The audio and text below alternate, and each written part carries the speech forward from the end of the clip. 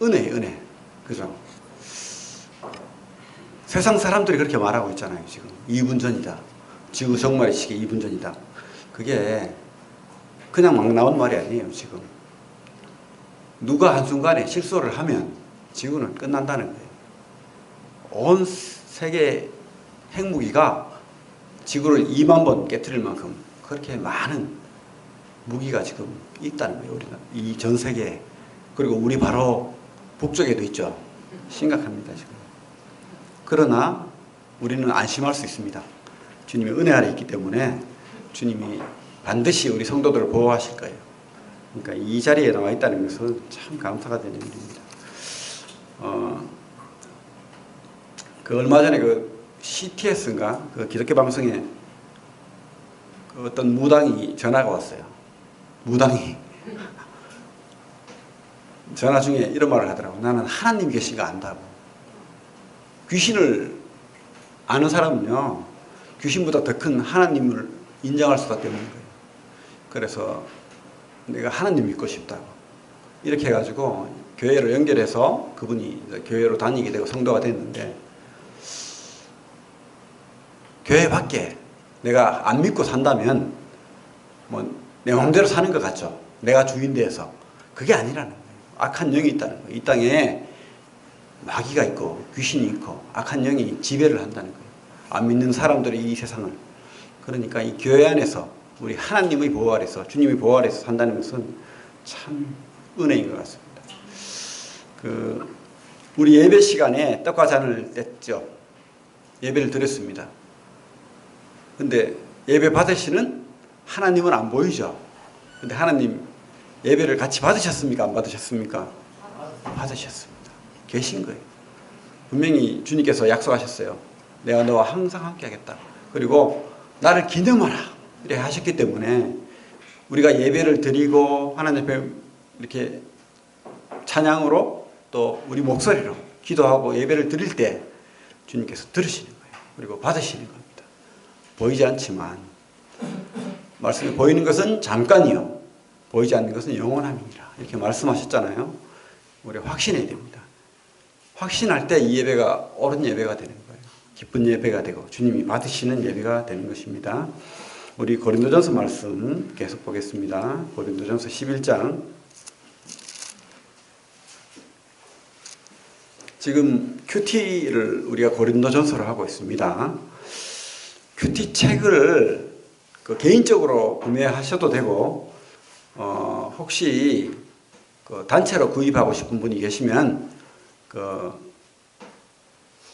저에게 아니면 저희 자매에게 이야기해 주시면 주문 받아서 2월달 거 주문하도록 하겠습니다. 11장, 고린도서 11장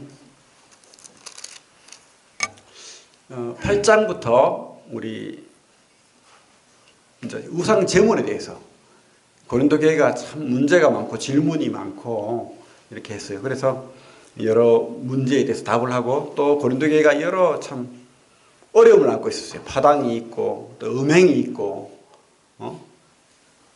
분열이 있고 또 다툼과 소송이 있고 참 부끄러운 모습을 많이 보인 교회입니다. 어찌 생각하면 이 시대 교회하고 비슷하다는 생각이 들어요. 그래서 이 고린도 전서 후서를 통해서 우리가 우리 신앙이 어때야 하며 우리 예배가 어때야 되는지 배울 수 있어서 너무 좋은 것 같아요. 사실은 고린도 교회가 그렇게 좋은 교회였으면 좋겠는데 다행히 조금 문제가 있어서 우리가 교훈을 받는 것 같아요. 하나님 뜻인 것 같아요. 고린도 교회가 이런저런 문제를 가지고 있었기 때문에 우리가 이런 배울 바를 배우게 한 것 같다는 생각이 듭니다. 11장부터 보면 예배에 대해서 이제 이야기합니다. 예배가 어때야 되는지. 특별히 우리 예배 안에서 여성과 질서에 대해서 머리 수건은 써야 되는지 말아야 되는지. 그리고 성찬식, 우리 예배를 드렸잖아요. 이 성찬식은 어떤 의미로 어떻게 해야 되는지. 또 교회 여러 활동에서 은사, 우리가 은사를 가지고 어떻게 해야 되고 또 직분을 가지고 어떻게 우리가 섬겨야 되는지 이런 부분에 대해서 11장 또 12장 13장 이렇게 쭉 넘어갑니다. 결론은 그래요. 우리 8장부터 봤지만 남의 유익을 위해서, 만인의 유익을 위해서 우리가 주님 앞에 나와야 된다. 그죠? 내가 주인 되어서 내가 마음대로 하는 그런 곳이 아니라는 거예요. 교회는 주님과 또 성도와 또 안 믿는 구도자를 바라봐야 된다는 거죠. 그게 핵심인 것 같아요. 요즘은 그 11장에 보면 이제 머릿속은 여성에 대해서 나오는데 참 이 설교하기 어려운 내용이죠. 사실은 11장 설교를 거의 안 할 거예요. 참 저도 어렵습니다. 이 하는 게. 어쨌든 젠더 문제, 젠더 트러블이라는 말을 많이 쓰죠. 젠더가 뭡니까? 사회문화적인 성을 이야기합니다. 남성과 여성 이런 성적인 구별이 아니라 사회문화적으로 규정된 성이다 이렇게 말하는데 그래서 요즘은 뭐 성을 구별하면 이렇게 하죠. 남성, 여성뿐만 아니고 레즈비언, 또 뭡니까 게이, 또 트랜스젠더 복잡해요. 수술을 해가지고 성을 바꿔버리는 거예요. 그리고 남성끼리 결혼을 하고 입양을 하고 이렇게 해도 된다. 그거를 이제 유치원 때부터 가르쳐야 된다는 거예요. 또 그러면서 심지어 막 그 실물 교육이라면서 애들 옷을 벗겨놓고 막 가르치고 막 이렇게 만져보라 그러고 막 이런 참 이 사회가 참 좀 어려운 사회가 됐어요. 참 이해할 수 없는 그런 세상이 되어버렸습니다. 페미니즘이라고 해가지고 여성해방운동, 그죠?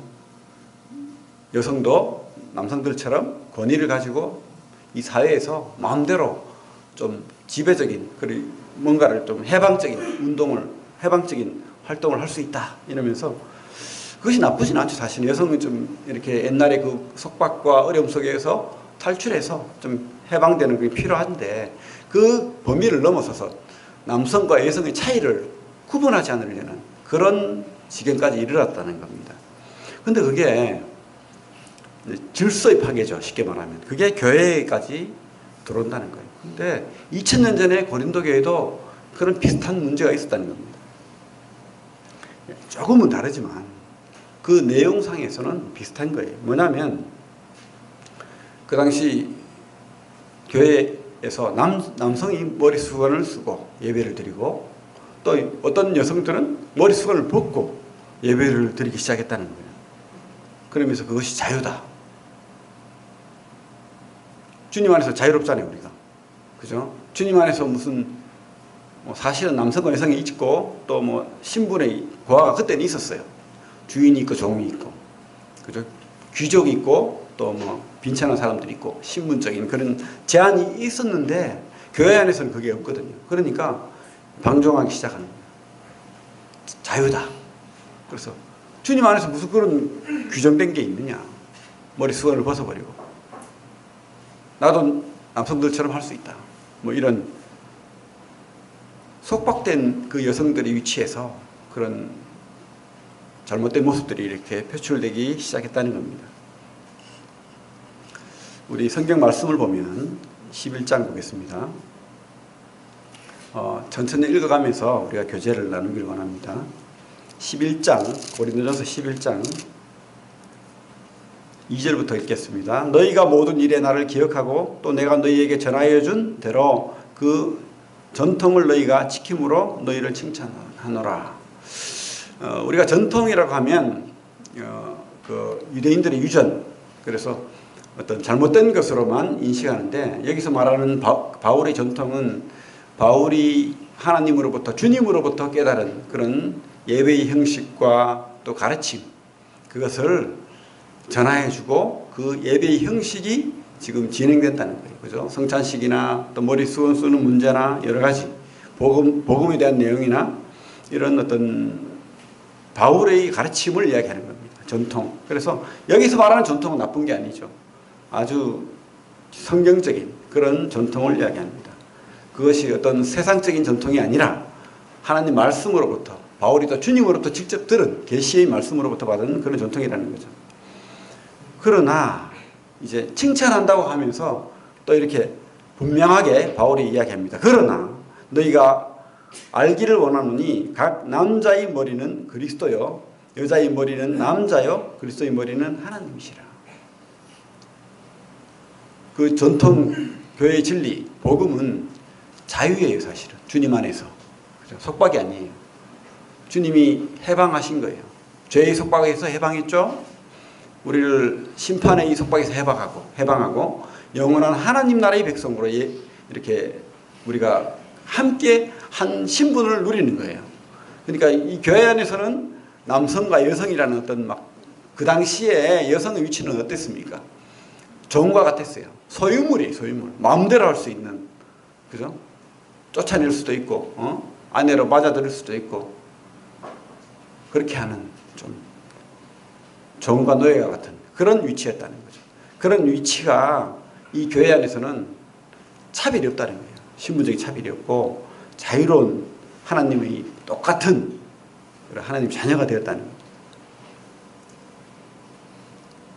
그런데 그것이 이 교회에서 잘못된 모습으로 양상으로 나타나기 시작했습니다. 4절에 보면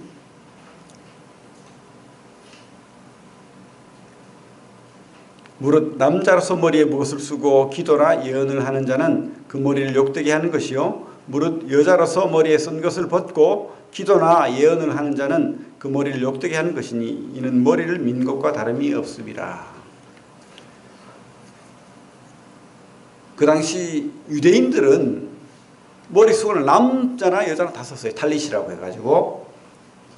그러니까 좀 다르죠. 또 헬라인들은 그러니까 고린도가 그리스 지역이잖아요. 그리스 교회 사람들은 여성들은 머리수건을 썼습니다. 그리고 함부로 집 밖을 나가지 않고 이렇게 남자들에게 이렇게 얼굴을 막 보여주고 뭐 이런 모습이 아니었다는 거죠. 좀 정절을 지키고 그런 모습이었고 남성들은 수건을 벗고 이렇게 자유롭게 활동하는 그런 모습이었습니다. 그런데 어떤 유대인들은 머리수건을 쓰고 또 머리수건을 벗은 여자들도 있었습니다. 어떤 여자들이냐면 창녀들. 그 당시 신전에 있는 창녀들은 머리수건을 벗었습니다. 그리고 노예들은 여성 노예들도 머리수건을 벗었어요. 그리고 가늠하다가 잡힌 여인들도 삭발을 당했습니다. 그 징계로 말미암아서. 그러니까 좀 혼란스러운 모습이 보이는 거죠. 교회 안에서 그러면 머리수건을 써야 되느냐? 쓰지 말아야 되느냐? 남자는 쓰고 또 어떤 여성들은 벗어버리고 뭐 이런 혼란스러운 모습을 보였다는 거예요. 여기 보면 바울이 이렇게 말합니다. 여성으로서 머리에 쓴 것을 벗고 기도나 예언을 하면 머리를 욕되게 하는 것이니 머리를 민 것과 다름이 없다. 머리를 밀었다는 뜻은 뭡니까? 징계를 받은 것이고 스스로 욕되게 한 거예요. 그죠?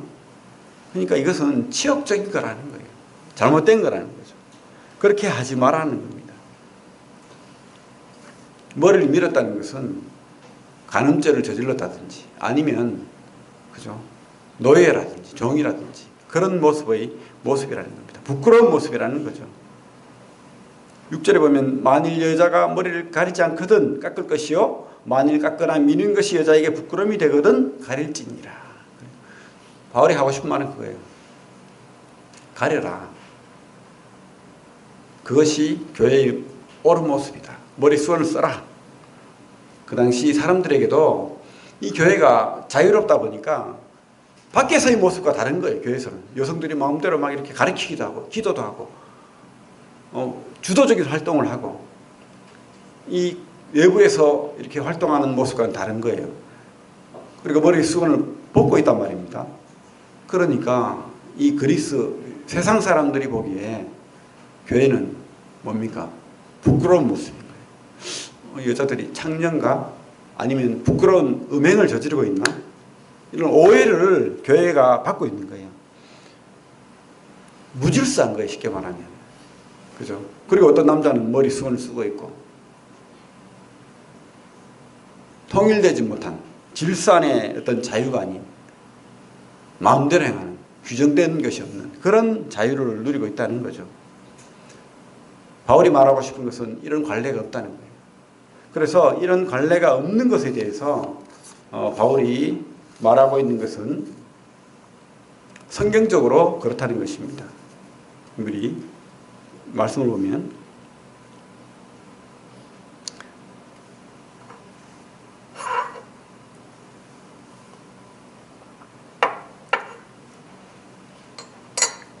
7절에 보면 남자는 하나님의 형상과 영광이니 그 머리를 마땅히 가리지 않거니와 여자는 남자의 영광이니라. 남자가 여자에게서 난 것이 아니요 여자가 남자에게서 났으며 또 남자가 여자를 위하여 지음을 받지 아니하고 여자가 남자를 위하여 지음을 받은 것이니 그러므로 여자는 천사들로 말미암아 권세 아래 있는 표를 그 머리에 둘지니라. 그죠? 먼저 이렇게 우리 교회 안에서 머리 수건을 쓴다는 것은 어떤 형식적인 그 의미만 강조되는 게 아니에요. 사실은 더 중요한 것은 의미예요. 의미. 뭐냐 하면 교회 안에는 그렇게 무질서한, 자유롭지만 무질서하지 않다는 겁니다. 질서 아래서 권위가 있다는 거예요. 그래서 우리는 교회의 권위를 이야기하는 거예요. 교회가 권위 없이 다 남성이나 여성이나 아니면 어른이나 아이나 막 이렇게 자유로운 겁니까? 그렇게 아니라는 거예요. 우리가 자유롭지만 질서 안에 자유고 질서 안에 권위가 있다는 거예요. 그것을 성경적으로 이야기하는 겁니다. 뭐냐면 바울이 이 성경을 가지고 말씀하는 것은 하나님이 사람을 만들 때 아담을 먼저 만들었다는 거예요. 그죠? 아담을 먼저 만들고 아담을 잠재우고 그 갈빗대로 여성을 만들었다는 거예요. 그래서 이 남자와 여자의 그 평등한, 우리 그 말씀 뒷절을 볼까요? 뒷절을 보면 11절을 봐요. 그러나 주 안에는 남자 없이 여자만 있지 않고 여자 없이 남자만 있지 아니하니라. 이는 여자가 남자에게서 난 것 같이 남자도 여자로 말미암아 났습니다. 그리고 모든 것은 하나님에게로서 났느니라. 그렇죠. 사실은 평등하지만, 그죠? 하나님 아래 피조물이잖아요. 하나님의 그 형상으로 만들어진 사람이라는 거예요. 그렇지만 그 안에 순서가 있다는 거예요. 기억합시다. 우리가 순서와 질서. 순서 따라합시다. 순서와 질서. 이게 있다는 거예요. 아담을 먼저 만들고 하와를 만든 거예요. 아버지가 있으면 아버지의 그 가정의 대표권이 있다는 거예요. 그죠? 아담을 먼저 만들고 그 아담 이후에 아담으로부터 누가 나왔습니까? 하와가 나왔고 하와로부터 또 누가 나옵니까? 자녀들이 나오는 거예요. 공동체가 되고 가정이 되는 거예요. 이게 질서고 순서예요. 순서. 그래서 모든 권위는 아버지에게 있는 거예요. 가정의 대표가. 그죠? 그것처럼 남자에게 그 대표권이 있다는 거예요. 권위가 있다는 거예요. 똑같은 권위가 주어지지는 않는다는 거예요. 이게 어떤 뭐 신분적인 차이, 내가 남자이기 때문에 여자를 마음대로 종처럼 부릴 수 있다. 이게 아니에요. 성경 그렇게 말하고 있지 않습니다. 그 권위와 그 순서는 하나님 앞에서 행할 때 하나님의 그 뜻을 드러낼 때 쓰임받는 거예요. 어떤 남을 학대하고 막 괴롭히고 이런 데 권위가 주어지는 게 아니라는 겁니다. 그런 건 아니에요. 그것은 악한 거죠. 그죠? 우리가 하나님 앞에서 예배를 드리고 하나님 앞에서 주님을 드러내고 거룩한 일을 하고 할 때 그 순서, 그 질서를 지금 이야기하는 거예요. 하나님도 똑같다는 거죠. 우리가 하나님은 삼위일체로 계시죠. 아버지 하나님과 아들 하나님과 성령 하나님. 그죠? 우리가 하나님의 그 형상, 하나님의 그 스타일, 모양은 공동체로 있습니다. 공동체로. 그래서 하나님이 이렇게 아들로 변했다가 성령으로 변했다가 이게 아니고 하나님은 공동체로 계시다는 거예요. 어떻게? 아버지 하나님과 아들 하나님과 성령 하나님으로. 그것처럼 이 교회도 이 가정도 아버지와 아내와 자식들 이렇게 공동체로 있고 또 교회도 그런 모습을 가지고 있다는 거예요. 교회에 장로가 있고 집사가 있고 또 성도들이 있다는 거예요. 그 순서와 질서를 우리가 인정을 해야 되는 거예요. 바울은 그 질서와 순서를 이야기하는 거예요. 지금 무질서한 자유롭다고 마음대로 행하는 그런 게 아니라는 겁니다. 우리가 교회를 오해하면 안 돼요. 여성이라고 해서 말씀을 못 전해? 할 수 있죠. 잘할 수 있습니다. 하지만 우리가 교회에 하나님께서 주신 그 질서 때문에 우리가 참는 거예요. 교회가 허락하는 한도 내에서 여성들도 가르칠 수 있습니다. 어떻게? 여성들에게, 아니면 자녀들에게, 아니면 또 다른 경우에 기도도 할 수 있어요. 여기 분명히 우리 뭐라고 되어 있습니까? 5절에 보면 무릇 여자라서 머리에 쓴 것을 벗고 기도나 예언을 하는 자는. 그러니까 할 수 있을 경우는 이렇게 수건을 쓰고 하라는 거예요. 그게 아름답다는 거예요. 왜 아름답냐? 천사가 지금 보고 있다는 거예요. 우리 주님이 예배를 받으셨듯이 지금 이곳에도 천사들이 우리를, 교회를 지켜보고 있다는 겁니다. 보이지 않지만. 우리 세상에 많은 귀신들이 있죠. 그죠? 공중의 거세 잡는 자 사탄과 함께 많은 귀신들이 있지만 우리 믿는 하나님의 성도 교회 안에는 천사들이 있다는 겁니다. 그 천사들이 보고 있는데, 천사들은 하나님 앞에서 어떤 모습을 보이고 있습니까? 이사야 6장을 보면 그죠? 자기 무릎을 가리고, 그죠? 자기 얼굴을 가리고 그 하나님의 거룩함 앞에서 자신을 낮추는 거예요. 그 모습대로 이 교회 안에서 천사들이 볼 때 우리도 그렇게 해야 된다는 겁니다. 순서와 질서상에서 우리가 겸손하게 그 질서와 순서를 지키는 그런 성도들이 되어야 된다는 거죠. 방종하고 마음대로 행하면 고린도 교회 꼴이 나는 거예요. 시끄럽죠. 그러면 싸우죠. 그러면서 자기 주장만 옳다고 하면서 파당이 생기는 거예요. 그리고 교회의 권위가 무너지고 세상 나가서 송사를 하는 겁니다. 교회 안에서 판단받아야 될 것을 세상 사람들한테 가지고 가는 거예요. 문제를. 그죠? 왜? 교회의 권위는 필요 없다는 거예요. 이게 문제라는 겁니다. 교회는 질서대로 움직여야 된다는 거죠. 이게 성경이 말하는 겁니다. 그리고 또 남자와 여자의, 우리 성경을 보면 이렇게 돼 있죠. 14절을 볼까요? 13절부터 보겠습니다. 너희는 스스로 판단하라. 여자가 머리를 가리지 않고 하나님께 기도하는 것이 마땅하냐? 만일 남자에게 긴 머리가 있으면 자기에게 부끄러움이 되는 것을 본성이 너희에게 가르치지 아니하느냐. 하나님이 본성적으로도 이렇게 만드신 거라고 분명히 말씀하고 있습니다. 여성들은 머리를 길게 할 때 아름다워요. 그죠? 맞죠? 물론 뭐 요즘은 좀 짧게 하시는 분도 있지만 어쨌든 긴 머리가 아름답습니다. 그리고 긴 머리 좋아하는 남성들이 많죠. 그리고 그게 아름답다고 느껴요. 사실은. 그런데 남자들이 머리를 길면 그게 그렇게 본성적으로 아름답게 느껴지지 않는다. 거추장스럽고 그렇다는 겁니다. 우리 본성이, 하나님의 본성이 그것을 가리키고 있다는 거예요. 성경이 그렇게 가리키고 있고 우리 본성이 그것을 가리키고 있다는 거예요. 그래서 요즘 페미니즘으로 뭐 여러 성이 있다. 남성, 여성뿐만 아니고 많은 성이 있다. 성은 선택하는 거다. 이게 잘못되는 거라요. 우리 본성이 뭘 가리키고 있습니까? 남자가 있고 여자가 있고 둘이 결혼하는 거예요. 그래서 자녀를 낳고 한 가정을 이루고 그게 공동체를 이루는 거예요. 그죠? 근데 남성, 여성은 사람들이 문화가 만든 거야. 남자끼리도 결혼할 수 있고 여자끼리도 결혼할 수 있고 이게 본성입니까? 이게 성경이에요? 그거 아니라는 거죠. 하나님 말씀은 그렇게 말하고 있지 않습니다.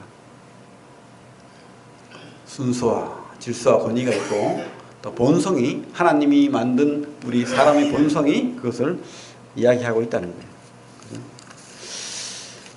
그 다음에 이 교회 머리 수건 말고 또 성찬식, 우리 예배로 우리 교회는 성찬식을 매주 드리죠. 또 뭐 다른 교회도 성찬식을 매주 드리는 교회들이 있습니다.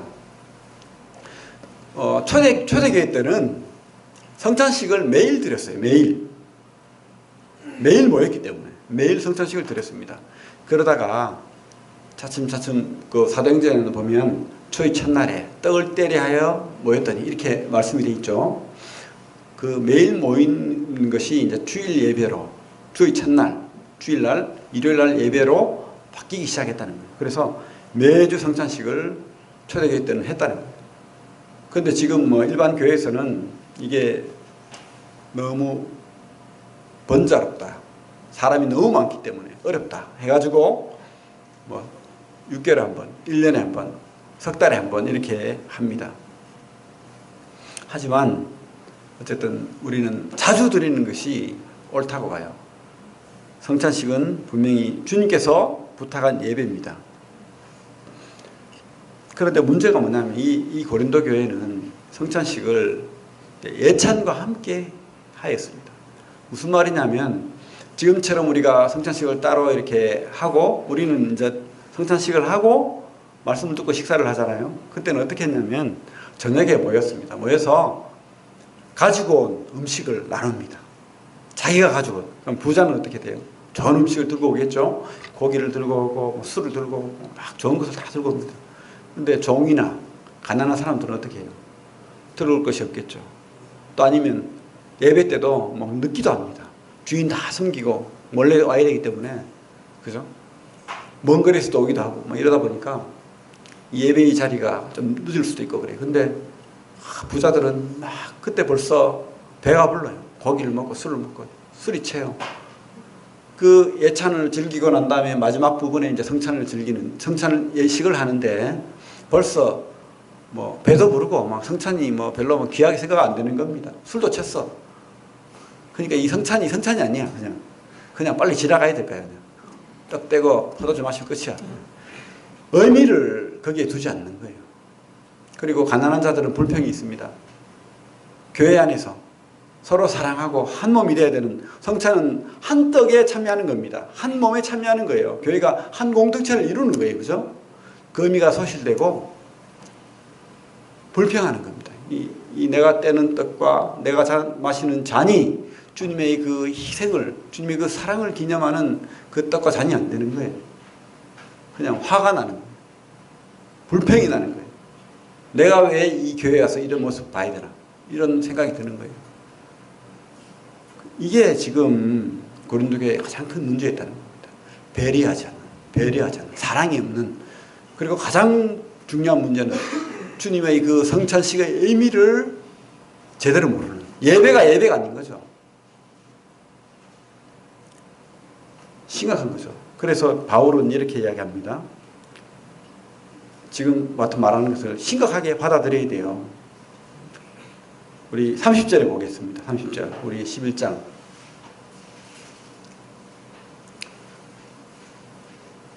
그러므로 너희 중에 약한 자와 병든 자가 많고 잠자는 자도 적지 아니하니 우리가 우리를 살폈으면 판단을 받지 아니하려니와. 우리가 판단을 받는 것은 주께 징계를 받는 것이니 이는 우리로 세상과 함께 정죄함을 받지 않게 하려 함이심이라. 징계라는 거예요. 그런데 어떤 징계가 있습니까? 우리 아나니아와 삽비라 얘기 알죠? 초대교회 때는 강력한 징계가 있었습니다. 지금 이런 징계가 약하다고 아니면 나에게 없다고 그러면 심각하게 고민해야 돼요. 내가 진짜 하나님의 사람인가?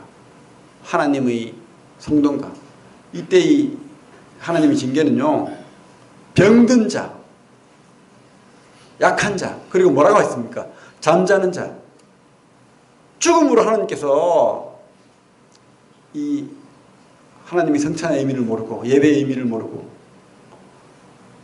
함부로 떡과 잔을 떼는 자에게 이렇게 징계하신다는 거예요. 그리고 실제로 그런 징계가 따랐어요. 왜? 이 땅에서 더 이상 뭡니까? 세상과 함께 정죄함을 받지 않게 하려 하십니다. 32절에 봐요. 세상과 함께 정죄함을 받지 않게 하려 하십니다. 억지로 받는 구원이라도 받게 하기 위해서 하나님께서 이렇게 죽이시기까지 한다는 거예요.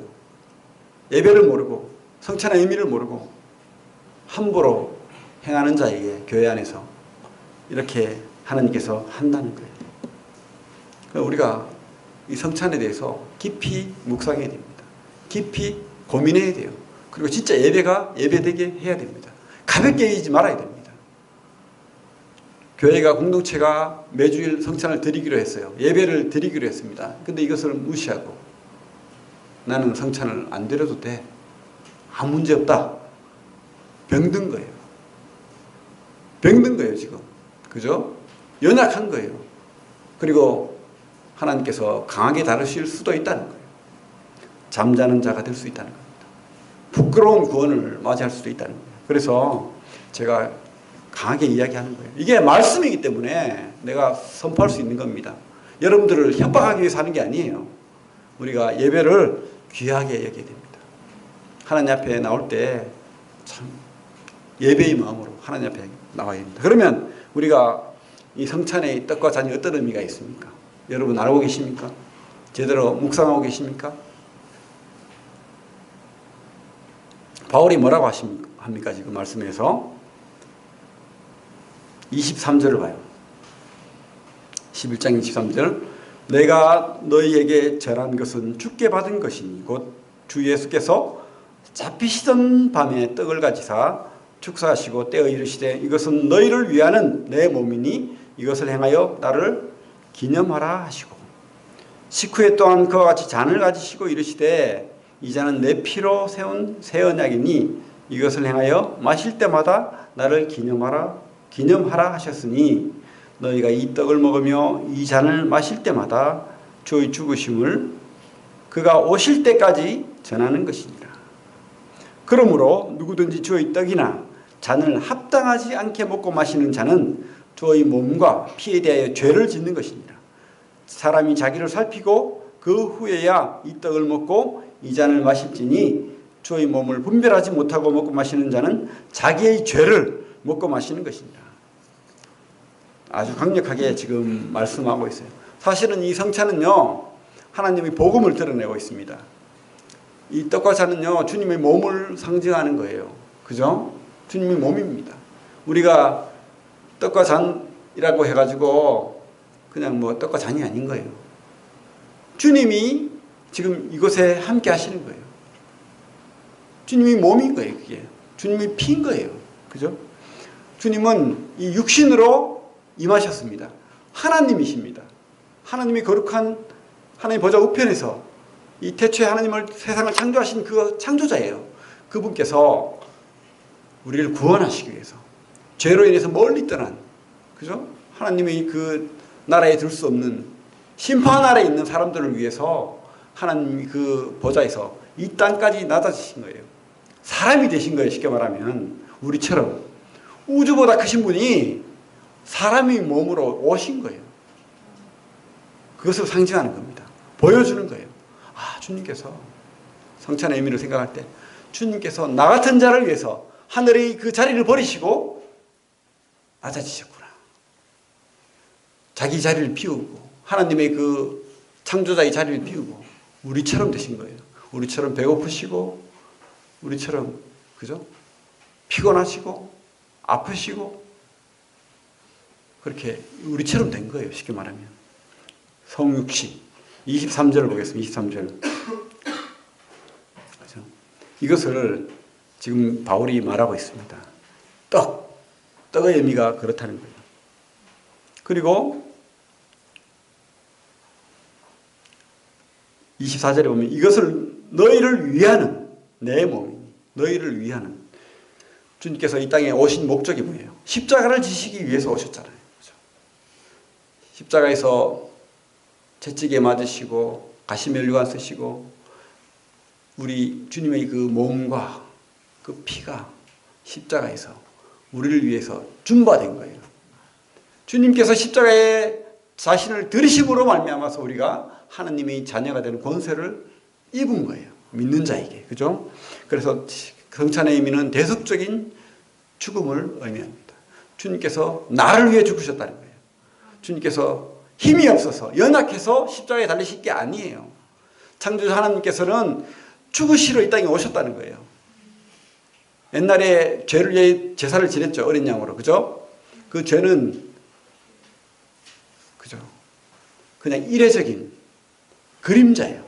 근데 우리 모든 죄, 세상 죄, 우리 태어날 때부터 죽을 때까지 모든 죄를 십자가에서 다 지신 거예요.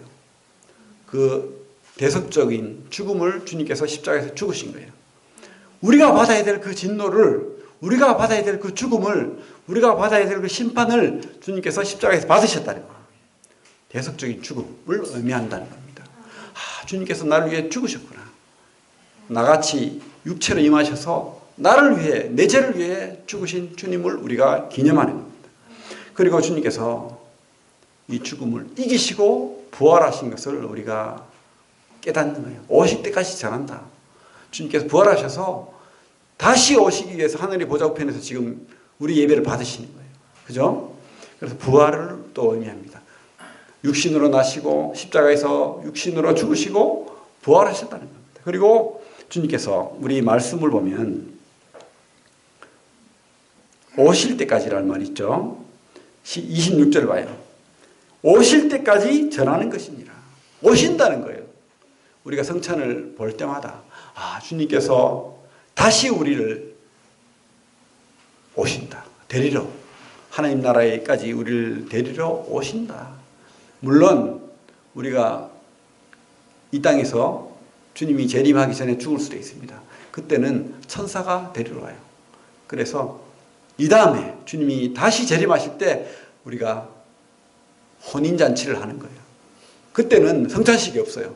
성찬식이 끝나고 이 성찬식이 혼인잔치가 되는 거예요. 재림할 때. 그죠? 그러니까 이 성찬식이 혼인잔치로 변하는 겁니다. 주님이 다시 오실 때. 그래서 주님께서 오신다는 것을 우리가 기억해야 됩니다. 그래서 우리가 이 성찬식 복음이에요, 복음. 우리 주님에 대한 모든 은혜와 삶이 거기 녹아 있는 겁니다. 사랑이 녹아 있는 거예요, 거기. 그래서 우리가 성찬식을 무시하고 그냥 아무렇게나 대하는 그런 죄를 범하지 말기를 바랍니다. 그리고 우리가 이 한 떡에 한 잔에 주님의 그 한 몸에 참여한 자가 됐다는 거예요. 교회는 그래서 한 몸이라는 거예요. 한 떡에 한 피에 참여한 자가 되어서 코이노니아 교제를 누리는 거예요. 각자 따로 이렇게 존재하지만 한 몸인 거예요. 한 교회인 거예요. 그래서 교회를 우리가 주님의 몸이라고 하잖아요. 한 몸 안에 성찬의 의미가 한 몸을 이룬다는 참여의식이 있다는 거예요. 내가 지금 떡과 잔을 떼면 내 교회 안에 일원으로서 한 몸에 참여하는 자가 되었다. 하나님 앞에 감사로 그렇게 나가야 되는 겁니다. 하나가 된다는 의미입니다. 우리가 주님이 오시고 죽으시고 부활하시고 재림하시고 다시 오실 그 주님, 그게 바로 나의 구원이 되었다. 나의 하나님의 자녀로서의 특권을 내가 이제 받았다. 내가 하나님의 자녀가 되었다. 이걸 확신하는 사람에게 깨달아지는 거예요. 그죠? 하나님 자녀 되었습니까? 그러면 깨달아지는 거예요. 이걸 깨달을 때 하나님 자녀가 되는 거예요. 무시하지 마시기 바랍니다. 이 주님의 몸과 주님의 피를 함부로 대하지 마시기 바랍니다. 그래서 성경에는 뭐라고 하냐면 합당하지 않게 먹고 마시는 자는 주의 몸과 피에 대하여 죄를 짓는 것이니라. 그죠? 우리가 이 의미를 모르고 확신하지도 못하고 깨닫지도 못하고 의심하면서 믿지 못하면서 어떻게 떡과 잔에 참여하실 수 있겠습니까? 그런 분이 있으면 다시 복음을 듣고 깨닫고 주님 앞에 믿음의 고백을 하고 난 다음에 그렇게 성도로 더해지고 난 다음에 떡과 잔을 떼시기 바랍니다. 그리고 우리 성경 28절을 봐요. 사람이 자기를 살피고 그 후에야 이 떡을 먹고 이 잔을 마시지.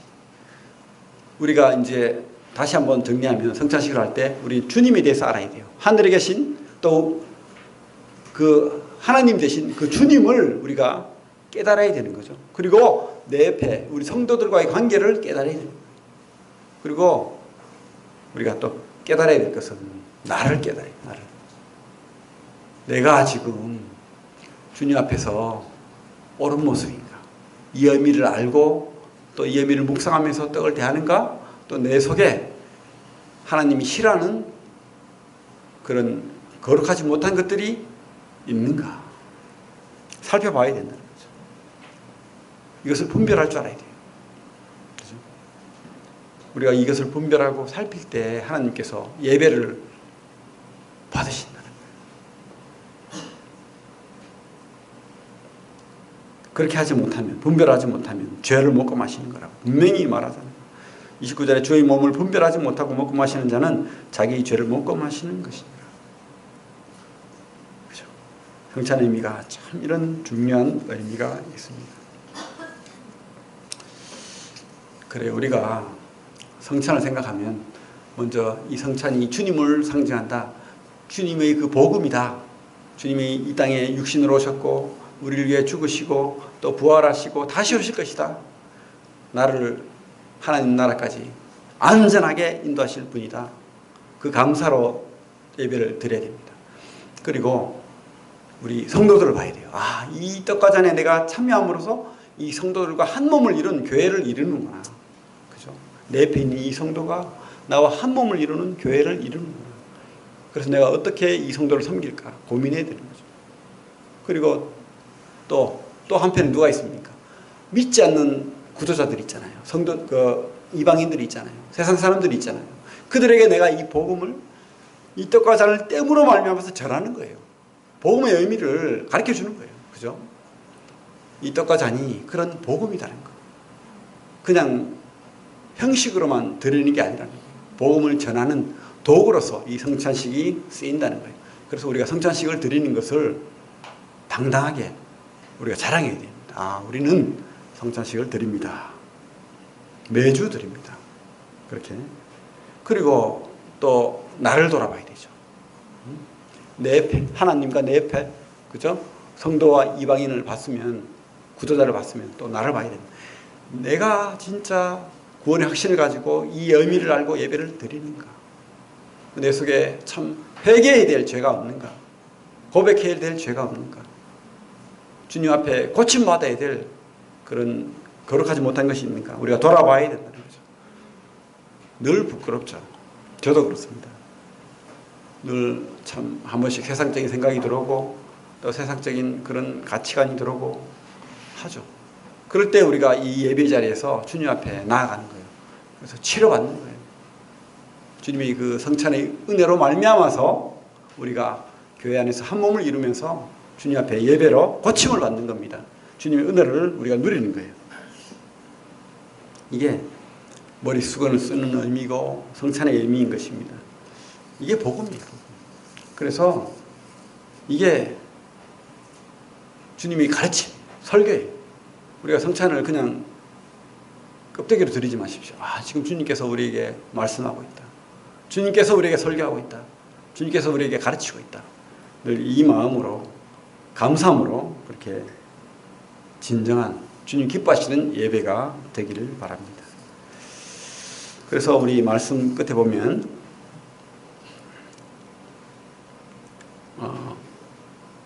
33절에 보면 그런즉 내 형제들아 먹으러 모일 때 서로 기다리라.